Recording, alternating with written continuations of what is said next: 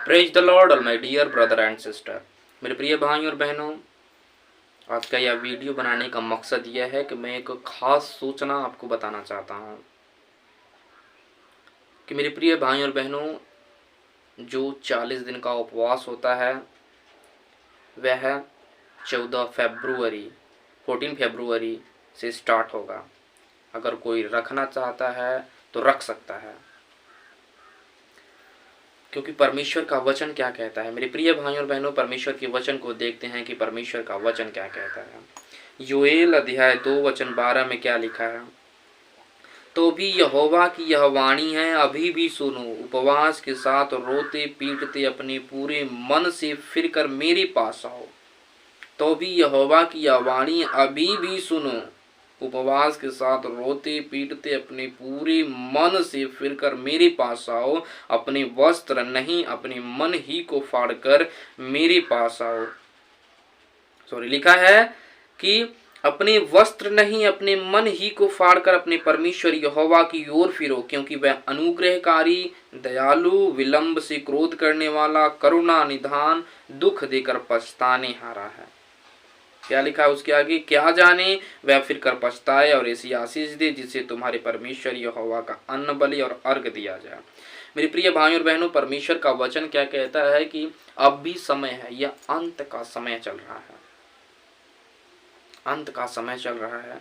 इसलिए उपवास, रोते पीटते रहो, पश्चाताप करो, अधिक से अधिक पश्चाताप करो, प्रभु यीशु मसीह के वचन के अनुसार चलो। जो परमेश्वर का वचन कहता है उनके अनुसार चलने की चौकसी करें। मेरे प्रिय भाइयों और बहनों, इस उपवास में जुड़ें और उपवास रखें। प्रभु यीशु मसीह इस उपवास में आपको आशीष देंगे। सबसे अहम मुद्दा हमारा यह है कि हम मन फिराएं, क्योंकि यह अंत का समय है, प्रभु यीशु मसीह का आगमन निकट है। अहम मुद्दा यह है कि पश्चाताप करें, मन फिराएं, और इस उपवास में मन फिराएं और पश्चाताप करें। यीशु मसीह आपको बुला रहे हैं, यीशु मसीह आपसे प्यार करते हैं, वो आपके पापों को क्षमा करेंगे यदि हम मानेंगे। क्योंकि पहला यूहन्ना अध्याय उसकी 9वीं आयत में लिखा है कि यदि हम अपने पापों को परमेश्वर के सामने मान लें तो वह परमेश्वर हमारे अधर्मों, हमारी गुनाहों को क्षमा करने में और हमें सब अधर्म से शुद्ध करने में विश्वास योग्य और धर्मी है। मेरे प्रिय भाइयों और बहनों, 14 से 24 मार्च तक यह उपवास है। इसलिए यदि कोई जुड़ना चाहता है, परमेश्वर में आगे बढ़ना चाहता है, तो इसे रख सकता है और अपने पापों से मन फिराकर उपवास रखे। प्रभु यीशु मसीह उसे मन फिराने की शक्ति दे, मन फिराने के लिए आशीष दें। प्रभु आपको, परमेश्वर यहोवा, प्रभु यीशु मसीह आप सभी को आशीष दे। मेरे प्रिय भाइयों और बहनों, यदि आप लोग चैनल पर नए हैं तो जुड़ें, सब्सक्राइब करें,